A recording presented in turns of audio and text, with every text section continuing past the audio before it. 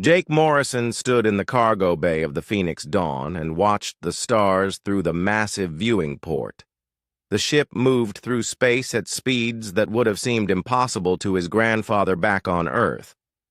Now it was just another day in the Galactic Defense Coalition fleet. Jake adjusted his uniform and checked his gear one more time.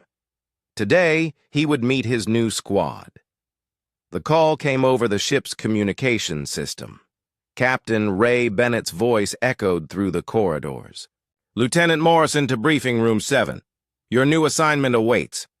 Jake took a deep breath and walked through the ship's corridors. Other crew members nodded as he passed. Most were human like him, but a few aliens worked alongside them. The coalition had brought many species together, but Jake knew not everyone was happy about it. The briefing room doors slid open with a soft hiss. Jake stepped inside and immediately felt the temperature drop. Not from the air conditioning, but from the cold stares that greeted him. 7 beings sat around a large table. Only one was human, and she gave him a small wave. The others looked at him like he was something they found on the bottom of their boots. Commander Zarathek stood at the head of the table. She was Catherian, and Jake had read about her species during his preparation. Catherians were tall and thin, with pale blue skin and large, dark eyes. They moved faster than most species could even see. Their reflexes were legendary throughout the galaxy. Zarathek wore the black uniform of an elite tactical unit with silver markings that showed her high rank. "So you are the human they assigned to my squad." Her voice carried an accent that made every word sound sharp. "I requested experienced warriors. Instead, they send me a diversity candidate." The 2 other Catherians at the table made sounds. That might have been laughter. Jake kept his face neutral and said nothing. "I am Commander Zarathek of Vanguard 7. This is the most elite tactical unit in the Coalition fleet. We handle missions that regular forces cannot complete. We are precise. We are deadly. We do not fail." She gestured toward the others at the table. "These are my warriors. Kethran and Veltar are my fellow Catherians. They have served with me for 5 years. The 2 male Catherians nodded. They looked like younger versions of their commander, with the same pale skin and dark eyes. Jake could see the slight blur around their movements even when they were sitting. Still, their enhanced reflexes never truly stopped. Groknar and Thulmag are Zentari. Zarathek pointed to 2 massive beings who looked like they were carved from stone. Their gray skin had a rough texture and their muscles bulged even through their uniforms. Zentari warriors can lift a shuttle with their bare hands. They have protected my flanks in 12 major operations. The Zentari warriors grunted in greeting. Jake knew their species was not known for conversation. They preferred action to words, and their strength was unmatched in the known galaxy. One probably weighed 3 times what Jake did and could bench press a small vehicle. Psychera and Mental are Hydran psychics. The commander indicated 2 beings who looked almost human, except for the small crystals embedded in their foreheads. They can read minds and communicate without speaking. They coordinate our movements and gather intelligence that others cannot access. The Hydrans tilted their heads in unison, and Jake felt a slight pressure at the edge of his thoughts. They were probably trying to read his mind right now. He had been trained to resist such intrusions, but he let them sense his calm confidence. Better to show them he had nothing to hide. "And this is Lisa Parker."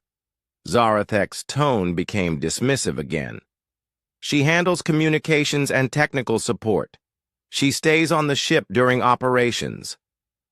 Lisa was a young woman with brown hair and friendly eyes.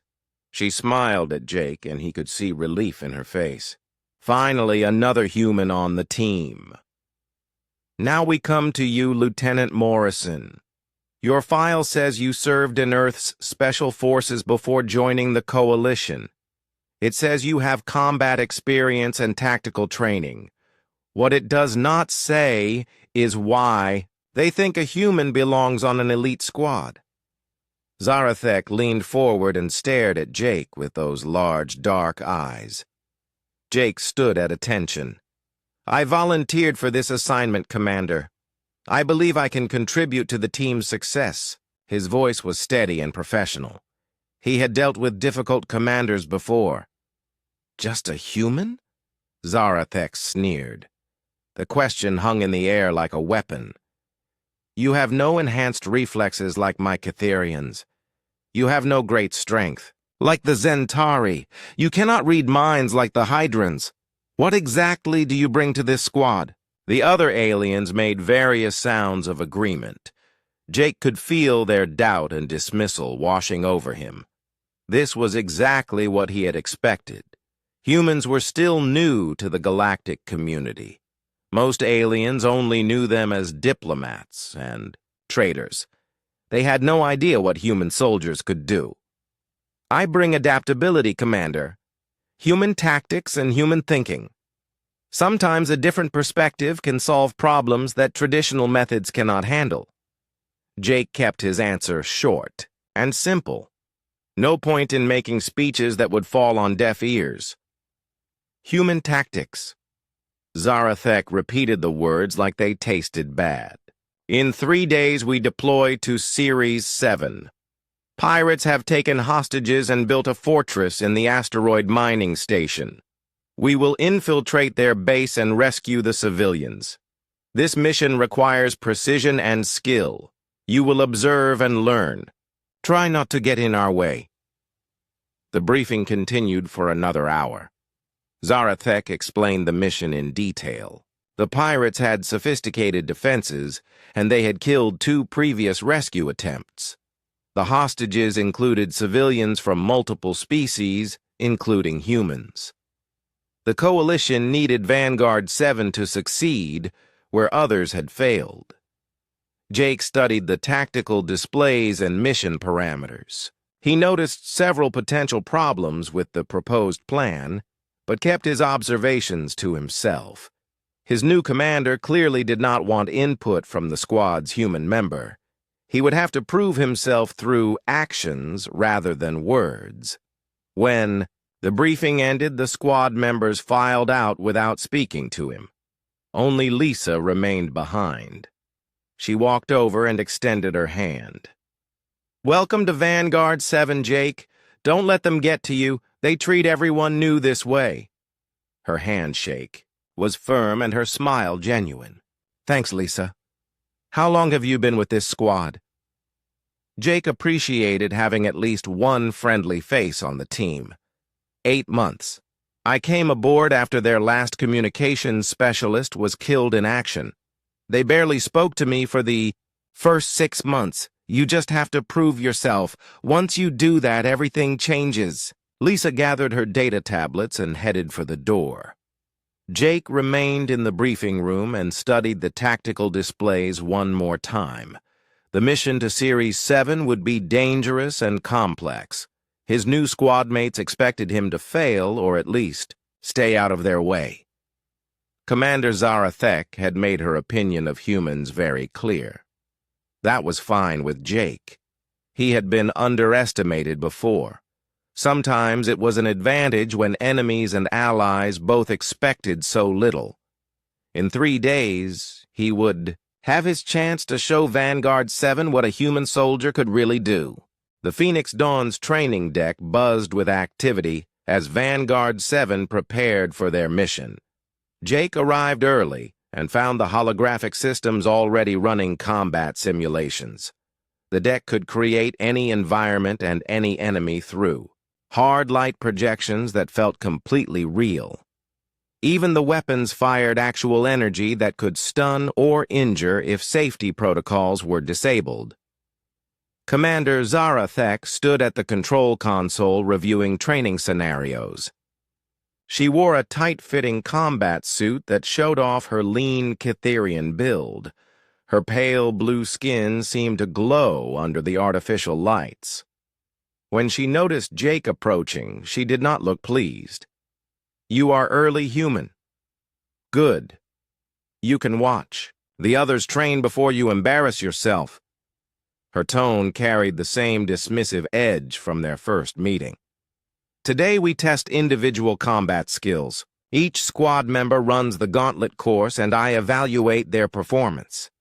The other squad members arrived in small groups.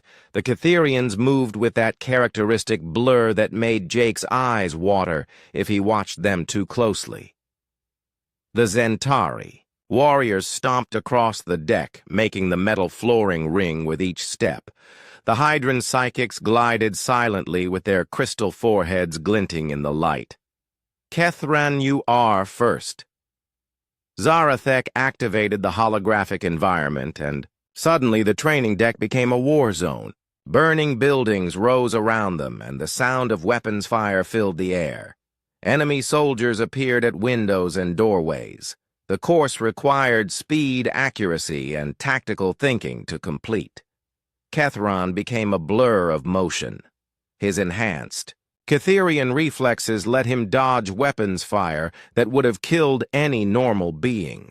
He moved from cover to cover so fast that Jake could barely track his movements. Enemy soldiers fell before they could even aim their weapons. The young Cytherian completed the course in 4 minutes and 20 seconds. Adequate. Zarathek noted the time on her datapad. "Your approach to the third building was sloppy. Work on that." Kethran bowed his head, accepting the criticism. Jake noticed that even elite soldiers feared disappointing their commander. Veltar ran the course next and posted a slightly better time. His movements were smoother, and he made fewer mistakes. Zarathek seemed more pleased with his performance, but still found areas for improvement. The Cytherians clearly took pride in their speed and precision. Groknar, the first Centauri warrior, approached the starting line. His massive frame barely fit through some of the simulated doorways. When the course began, he took a completely different approach than the Cytherians. Instead of dodging enemy fire, he simply absorbed it on his thick skin and kept moving. When walls blocked his path, he smashed through them with his bare hands. The Centauri warrior's time was slower than the Cytherians, but his method was brutally effective. He destroyed enemies and obstacles with equal ease. His partner, Thulmag, used similar tactics and posted an almost identical time. Both warriors grinned, showing their stone-like teeth when they finished. Centauri tactics. Zarathek shook her head but seemed satisfied. "Sometimes brute force is the correct answer. Your times are acceptable for your species." The massive warriors nodded and stepped back to let the Hydrans take their turn. Sikara and Mental ran the course together since they worked as a telepathic team. Jake watched in fascination as they moved in perfect coordination without speaking a single word. One would provide cover while the other advanced. They seemed to know where enemies would appear before the holographic projections even activated. Their time was impressive, but what struck Jake most was their flawless teamwork. They anticipated each other's movements and covered each other's weaknesses. The Hydran psychics had turned the individual course into a team exercise and succeeded brilliantly. Excellent work. Zarathek actually smiled when reviewing their performance. Your mental connection gives you advantages that other species cannot match. Well done. The Hydrans bowed in unison, clearly pleased with the praise. Commander Zarathek stepped up to the starting line herself. Now you will see how a true warrior handles this course. She activated the simulation, and Jake watched in amazement as she surpassed all her subordinates. Her movements were poetry in motion. Every step was precise and every shot was perfectly aimed. She flowed through the course like water, finding the easiest path around every obstacle. Her enhanced reflexes let her accomplish things that seemed impossible. Jake had never seen anyone move with such deadly grace. Her final time was 3 minutes and 47 seconds, beating her own squad's best efforts. That is the current record for this course. Zarathek stepped away from the starting line and looked directly at Jake. Now let us see what the human can do. Try not to embarrass yourself too badly.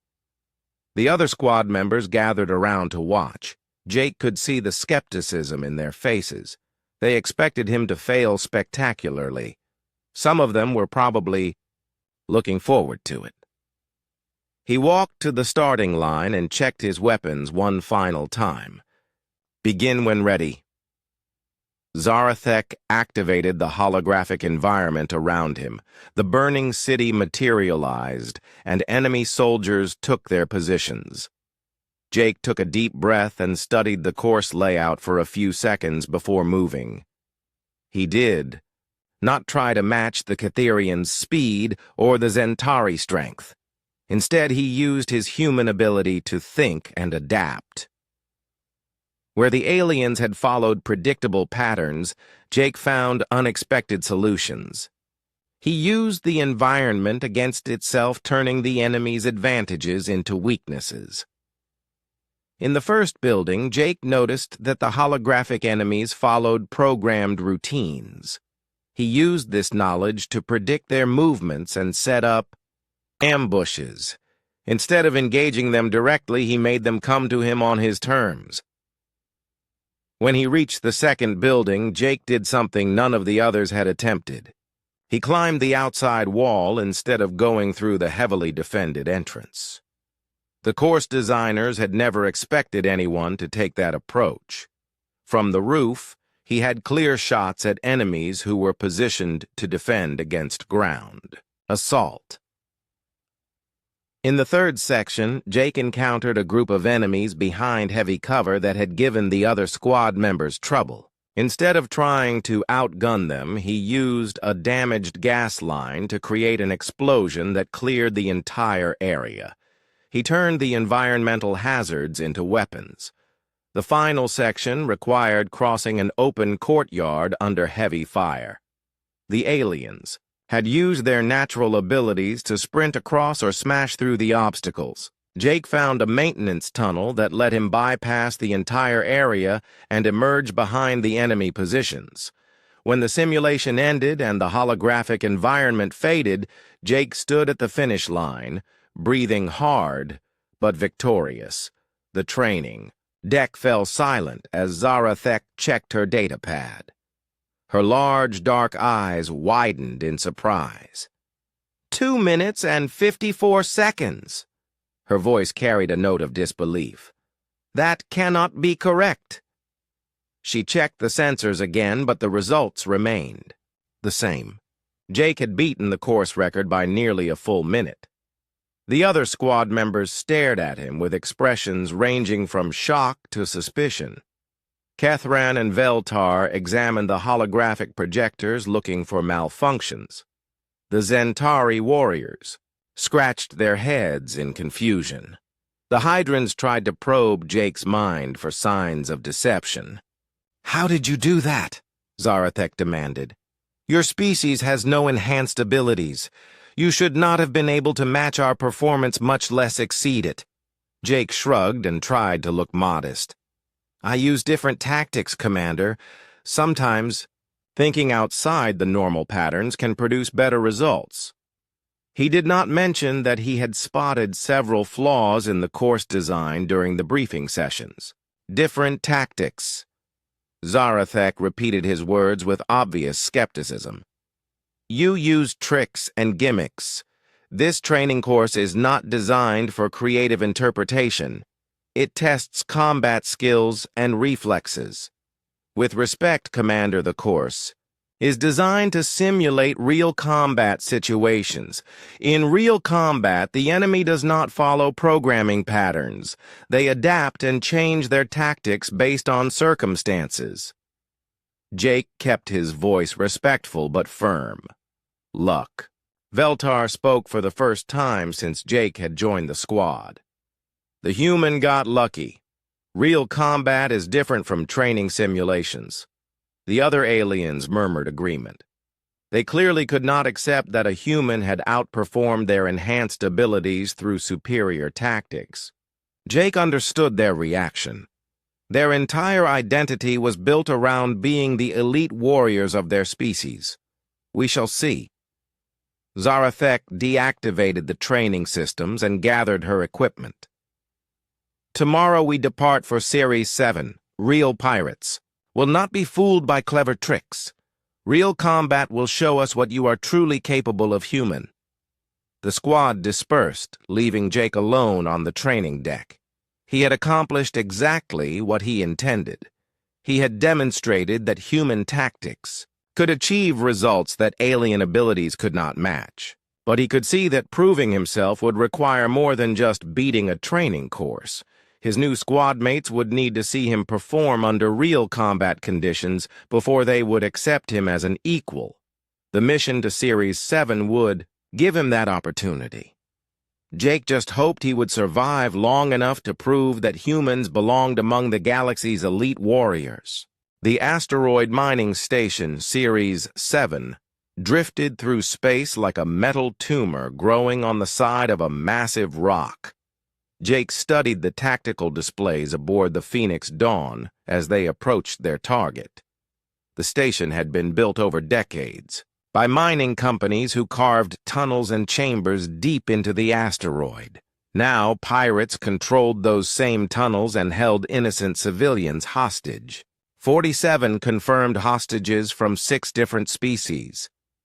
Commander Zarathek briefed the squad one final time. The pirates have fortified the main docking bays and sealed most of the tunnel entrances. Intelligence reports they have military-grade weapons and shield generators. Jake examined the station schematics and frowned. Something about the defensive layout bothered him, but he could not quite identify what. The pirates had positioned their forces to defend against standard assault tactics. Every entrance was covered by overlapping fields of fire and the main. Corridors were blocked by energy barriers. 2 previous rescue attempts have failed, Zarathek continued. Alpha Squad lost 3 members to automated defense systems. Beta Squad retreated after encountering unexpected resistance. We will not fail like they did. The Catherian commander activated a holographic display showing the planned infiltration route. Her strategy relied on speed and precision. The squad would breach the station at 3 separate points and converge on the hostage location before. The pirates could react. Ketharan and Veltar will take the main docking bay. Your enhanced reflexes will overcome their automated defenses. Groknar and Thulmag will breach the cargo hold. Your strength will smash through their barriers. Sikara and Mental will infiltrate through the maintenance shafts using stealth.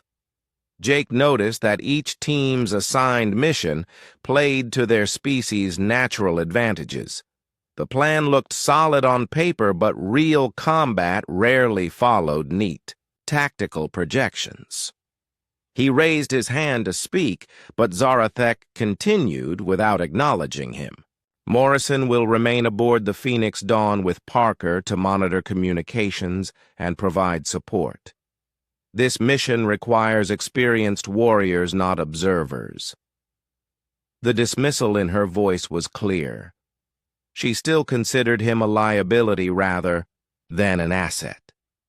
The Phoenix Dawn docked with Series 7 at a small maintenance port that intelligence claimed was undefended. The docking tube sealed with a metallic clang and the squad prepared for insertion. Jake watched from the bridge as his squad mates checked their weapons and equipment one final time. Good hunting. Captain Ray Bennett wished them luck as the airlock cycled open. Jake wanted to be down there with them, but his orders were clear. He would monitor the mission from safety while real warriors did the dangerous work. The operation began exactly as planned. Zarathek's teams moved to their assigned positions and reported ready status. Communications were clear and all systems showed green. For the first few minutes, everything proceeded perfectly. Then the trap was sprung. Energy barriers are not responding to our weapons. Kethran's voice crackled over the communications channel. The barriers are adapting to our energy signatures. They grow stronger when we shoot them. At the cargo hold, Groknar encountered similar problems. Cannot break through these walls. They absorb kinetic energy and redirect it back at us. Thulmag was thrown across the chamber when he tried to punch through. The Hydran psychics faced the worst surprise of all. Commander, we cannot use our mental abilities. Some kind of psychic dampening field is interfering with our telepathy. We are operating blind. Jake listened to the reports with growing concern. The pirates had not just fortified their base. They had studied previous coalition assault tactics and designed specific countermeasures for each species' abilities. The Kitherian's speed was useless against adaptive barriers. The Zentari strength meant nothing against walls that absorbed kinetic energy. The Hydran telepathy was blocked by technological interference.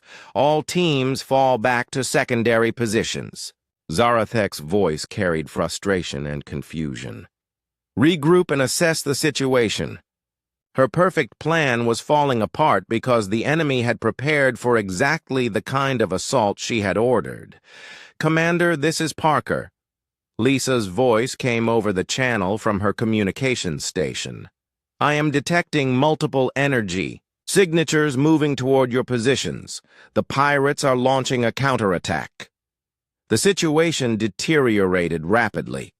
Automatic defense systems activated throughout the station, filling the corridors with deadly energy beams. The pirates had turned Series 7 into a maze designed to neutralize coalition tactics. Every advantage that made Vanguard 7 elite had been anticipated and countered. We are pinned down in Corridor 7, Veltar reported. Sonic disruptors are interfering with our reflexes. We cannot move fast enough to avoid their weapons fire. Zentari team is trapped in the cargo hold.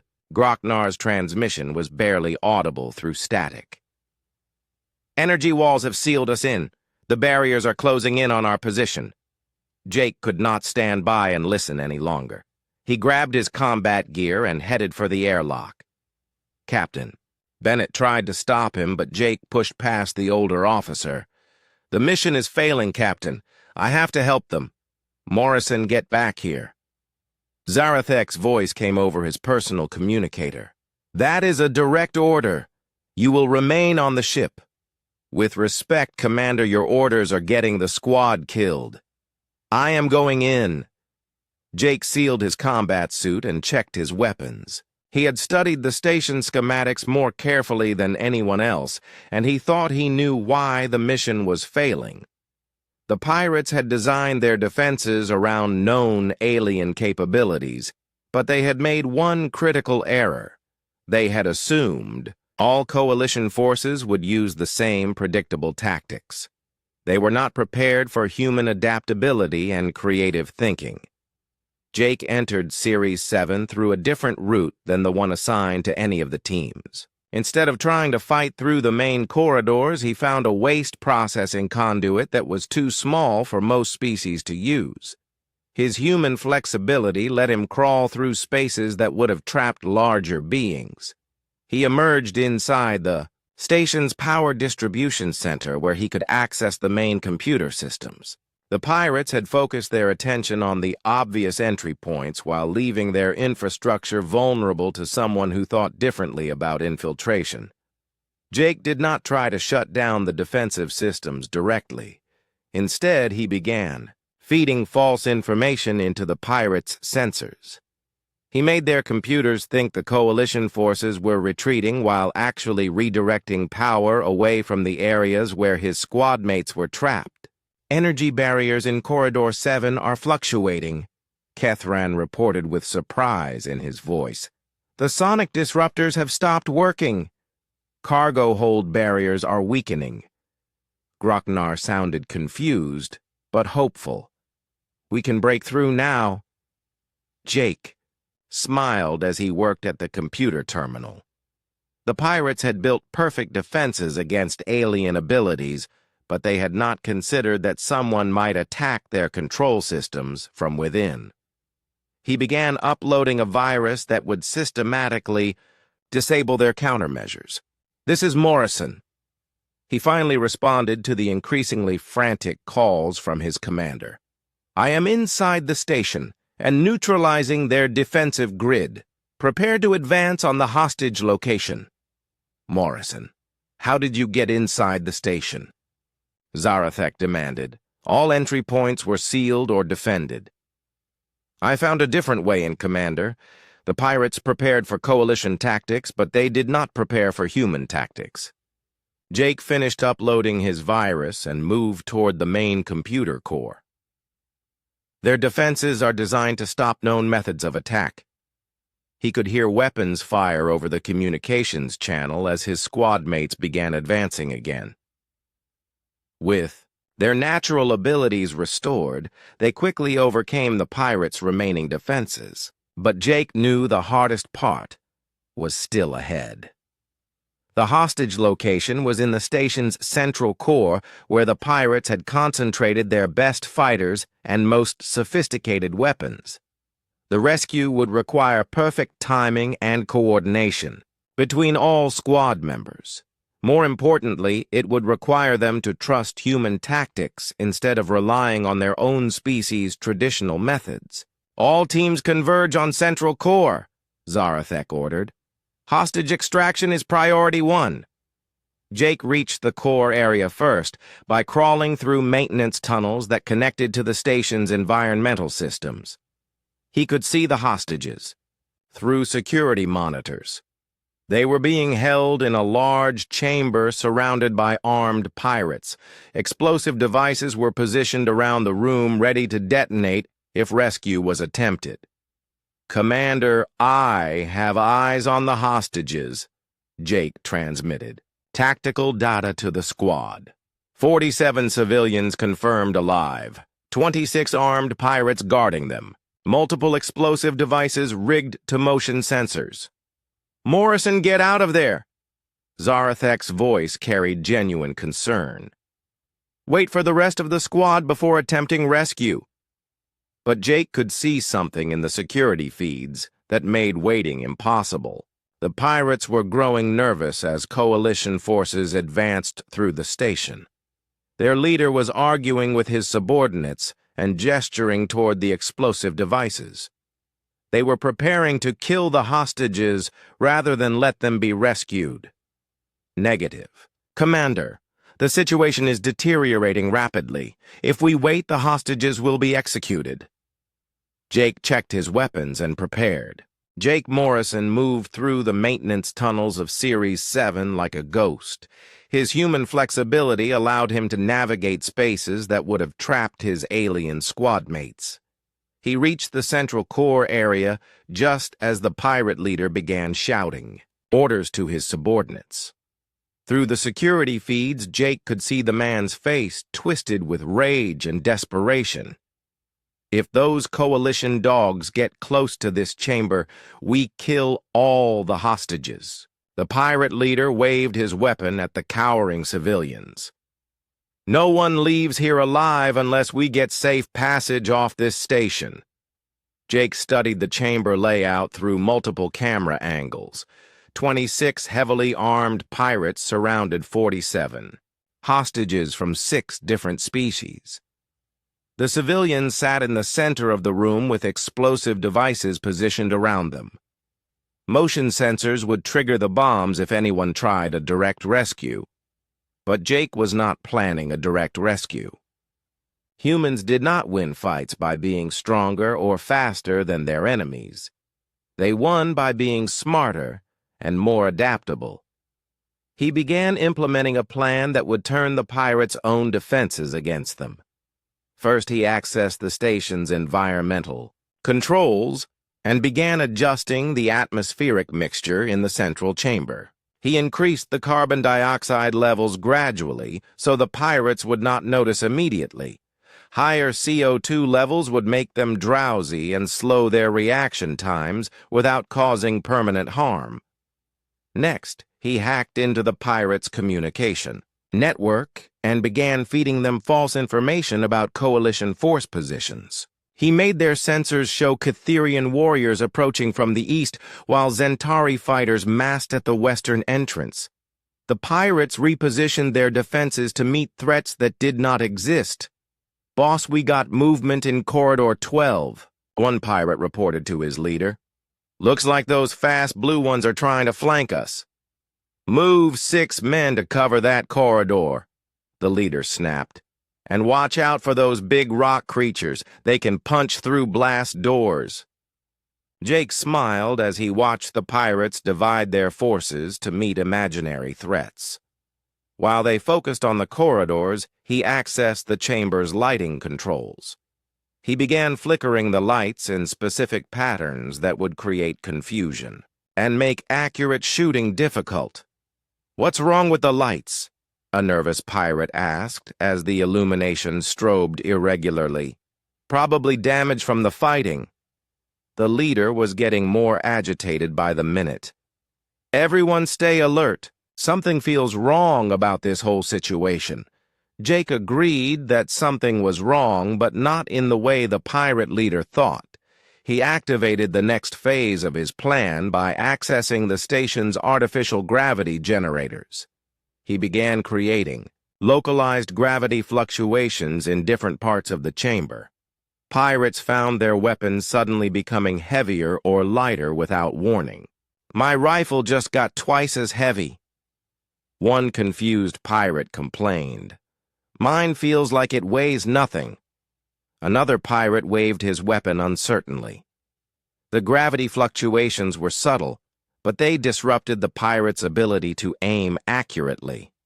Jake was systematically degrading their combat effectiveness, while they remained unaware of what was happening. Human psychological warfare was proving more effective than alien superpowers. "Commander, this is Morrison." Jake transmitted to his squad while continuing to manipulate the station systems. "I am in position to begin hostage extraction. Need you to create diversions at predetermined coordinates." "Morrison, what are you doing in there?" Zarathek demanded. "We cannot see you on any of our sensors." "I am using human tactics, Commander. Trust me and follow my instructions. Position your teams at the coordinates I am transmitting, but do not advance until I give the signal." Jake sent tactical data to each squad member showing exactly where they needed to be. "This is insane," Veltar protested over the communication channel. "One human cannot rescue 47 hostages from 26 armed pirates." "Watch and learn," Jake replied as he accessed the pirates' weapon systems remotely. Many of their rifles were connected to the station's power grid for rapid recharging. He began overloading their energy cells so the weapons would malfunction at critical moments. The pirate leader was becoming increasingly paranoid as his men reported equipment failures throughout the chamber. "Something is jamming our gear. Check all the weapons and make sure they are working properly." Jake waited until several pirates were distracted checking their rifles before implementing the final phase of his plan. He accessed the chamber's emergency systems and triggered a controlled fire suppression release. Thick foam began spraying from nozzles around the room, creating instant chaos and confusion. "Fire suppression activated," Jake announced over his squad's communication channel. "All teams advance now. Hostage extraction in progress." The chamber filled with white foam that obscured vision and made movement difficult.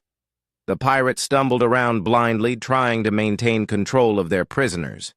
Jake emerged from a maintenance hatch behind their position, and began systematically disabling the explosive devices. His human dexterity and technical training allowed him to work quickly even in the chaotic environment. He disconnected motion sensors and isolated detonation circuits while the pirates were distracted by the approaching coalition forces. The bombs that had threatened the hostages became harmless chunks of metal and plastic.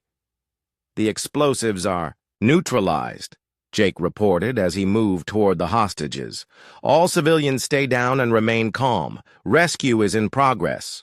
The pirates finally realized they were under attack, but their weapons had been sabotaged and their vision was blocked by foam. They fired blindly into the white mist, hitting each other more often than their intended targets. Jake used their confusion to position himself between the pirates and the hostages. Zarathek burst through the main entrance with her Cytherian speed restored to full effectiveness. But instead of finding a desperate firefight, she discovered a chamber full of confused pirates stumbling around in fire suppression foam. Half of their weapons had malfunctioned and they could barely see their own hands. What happened here? Zarathek stared in amazement as her squad mates secured the disoriented pirates. Human tactics happened. Jake helped an elderly Centaurian, civilian, to her feet.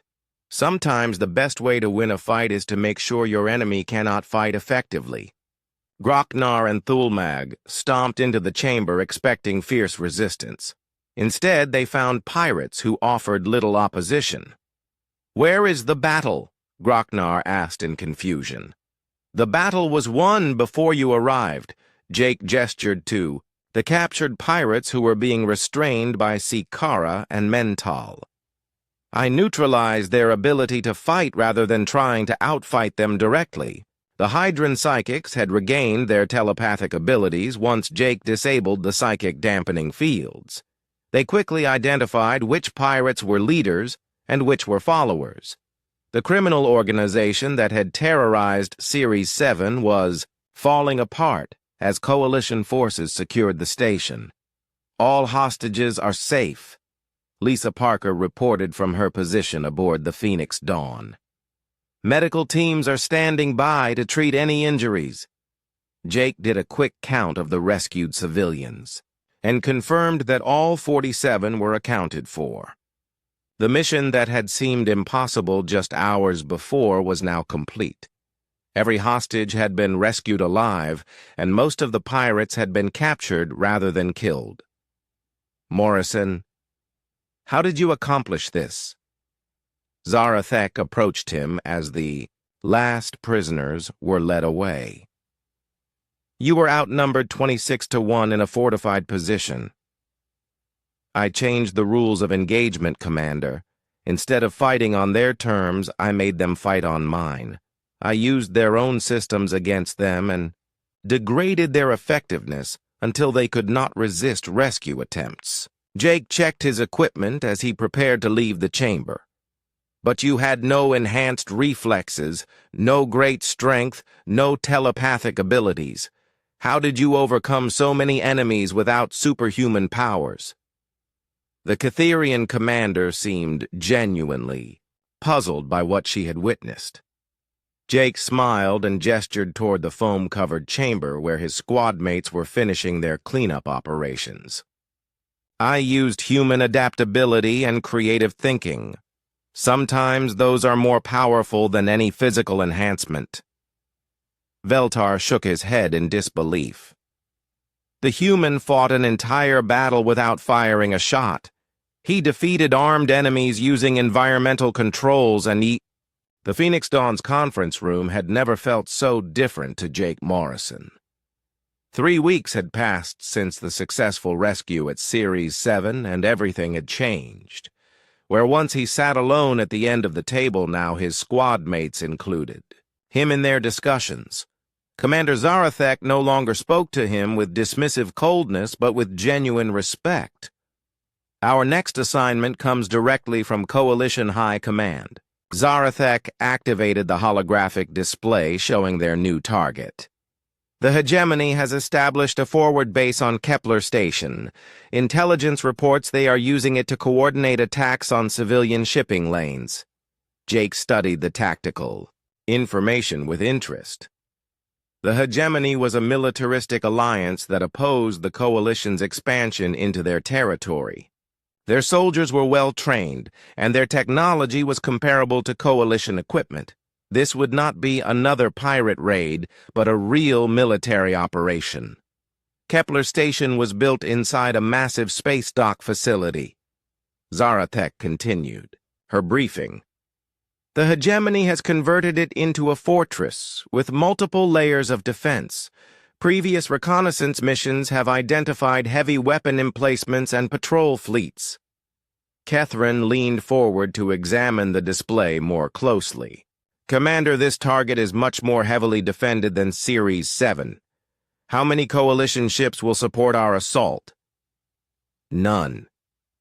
Zarathek's answer surprised everyone at the table. This is a covert operation. Vanguard 7 will infiltrate the station alone and gather intelligence on hegemony capabilities. We are not authorized to engage in direct combat. Jake frowned as he absorbed this information. A reconnaissance mission inside enemy territory would be extremely dangerous for a small squad. They would have no backup and no way to call for reinforcements if things went wrong. Success would depend entirely on stealth and careful planning. What specific intelligence are we seeking? Psy Kara asked, using her telepathic link with Mental to coordinate their question. Hegemony fleet positions, troop strengths, and defensive capabilities. Zarathek replied. Command needs to know how dangerous this base really is before committing major forces to eliminate it.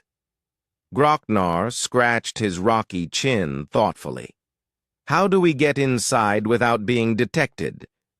The station will have sensors watching for coalition ships. That is where our human tactical advisor becomes essential. Zarathek looked directly at Jake. Morrison, I want you to design an infiltration plan that maximizes our chances of success while minimizing the risk of detection. Jake felt a surge of pride at being asked to lead the planning process. Weeks ago, his commander had relegated him to communications duty. Now she was trusting him with the most critical aspects of their mission. His performance at Series 7 had completely changed how the squad viewed his capabilities. I will need detailed intelligence on the station's sensor capabilities and patrol schedules. Jake began making notes on his data pad. Also, information about civilian traffic in the area that we might be able to blend with. Already compiled. Lisa Parker activated her workstation and began transmitting files to Jake's system. I have been monitoring hegemony communications for the past week. Their security protocols follow predictable patterns. Jake spent the next several hours analyzing the intelligence data while his squad mates prepared their equipment.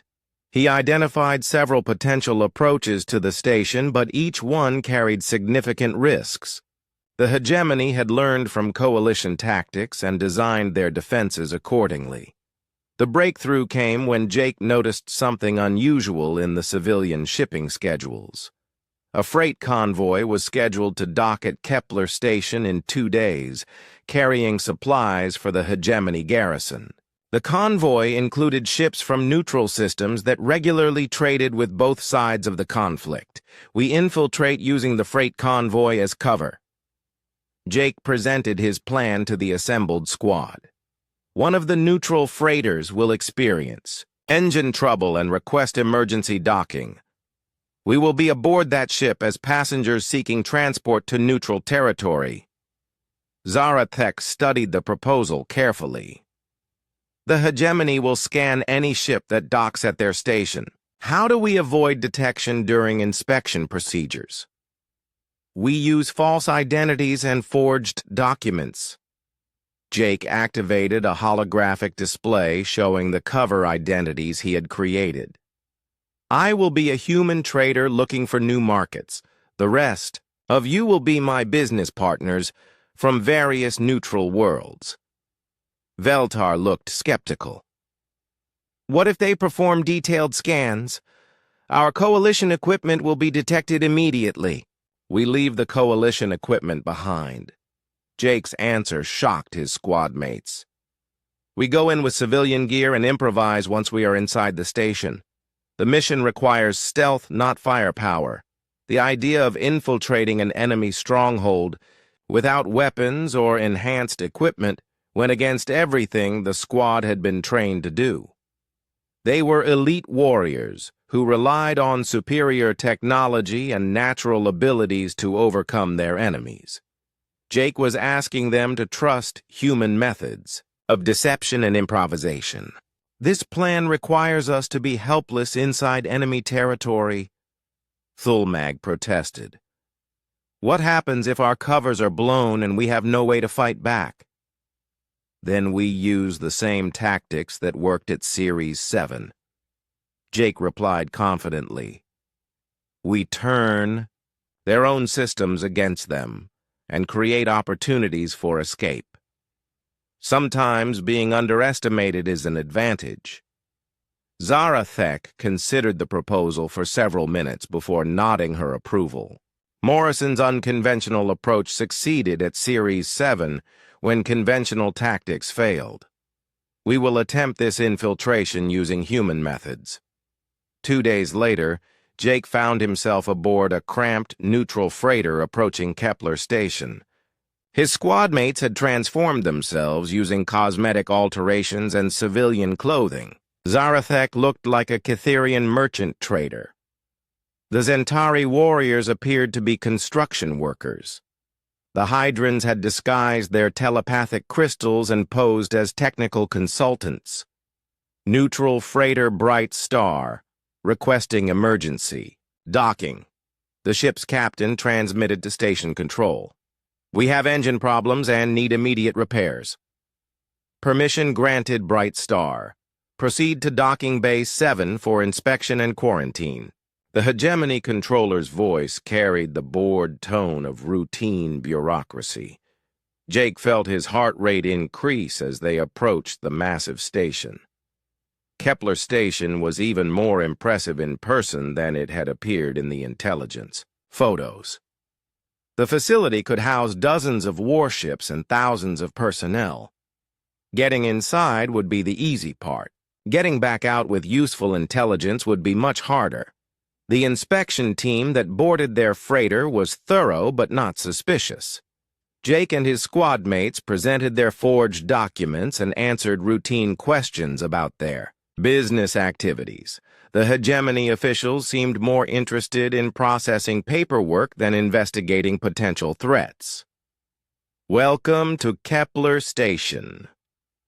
The lead inspector stamped their temporary visitor permits. Please observe all security regulations during your stay. Unauthorized personnel are not permitted in military areas. Once the inspection team left, Jake gathered his squad mates in their assigned quarters. Phase 1 complete. We are inside the station, with legitimate access to civilian areas. Now we begin intelligence gathering. How do we access military information without arousing suspicion? Mental asked through his telepathic link with Psikara.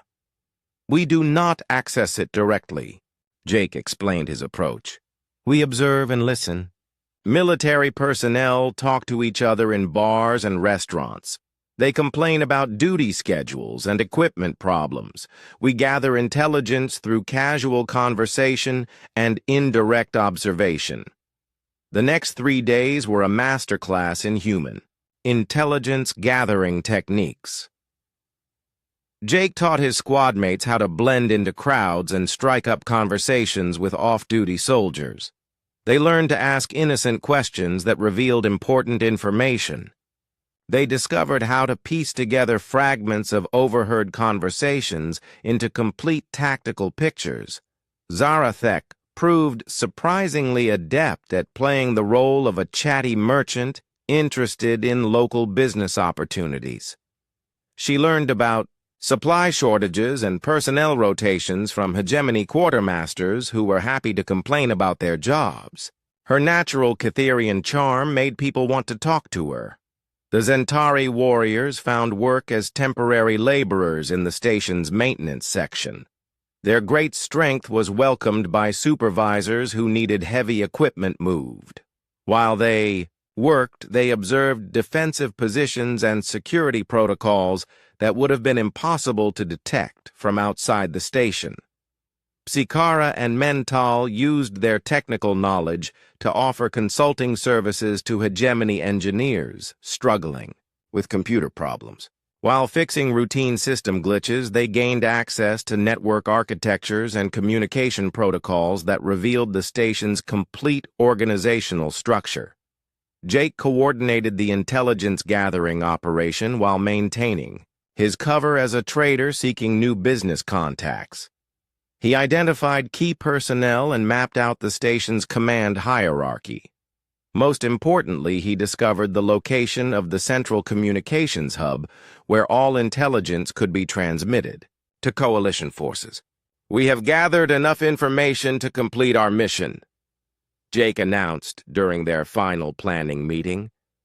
"Tomorrow we transmit our intelligence and depart with the next civilian convoy.